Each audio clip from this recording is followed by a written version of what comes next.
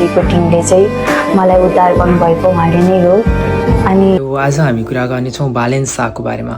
आजभन्दा 5-7 वर्ष अगाडि एउटा केस हुन्छ जसमा 16 वर्षकी बालिकालाई बलात्कार गरिन्छ र त्यो केसलाई दबाइन्छ, विभिन्न धम्कीहरू दिएर लुकाइन्छ र बिचरा उसलाई 16 वर्षकी बालिकालाई बालेन शाह नभएको भए उनी आज जीवित हुने थिएनन् होला र उनले बालेन शाहको बारेमा केही बोलेकी छिन्।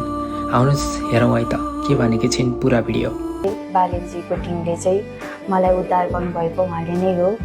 अनि उहाँले पनि त्यही उसमा चाहिँ बालेनजीसँग कुरा गर्न नि पाएँ मैले।